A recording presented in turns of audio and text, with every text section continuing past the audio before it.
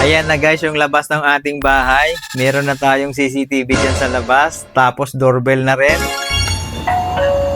Dahil meron tayong ganito sa bahay. Yung doorbell mo, merong CCTV at pwede mo makausap. Hello? Ayan. Gusto mo yon? Ito yung bago nating security camera from Joanne. Tapos na natin i-set up itong ating smart video doorbell, Na-miss ako kasi ang linaw ng kanyang video. So ito pa lang, Chime, pwede mo tong mapalitan ng kung anong tone ang gusto mo. Meron siyang iba-ibang tones dito. Ito namang sound, meron siyang 3 level. Mahina, medyo malakas, tas malakas, Ang isang kagandahan nito, kasi wireless na siya, So pwede mo ma-access yung CCTV gamit itong app para makikita mo remotely yung taong nandun sa harapan ng bahay mo.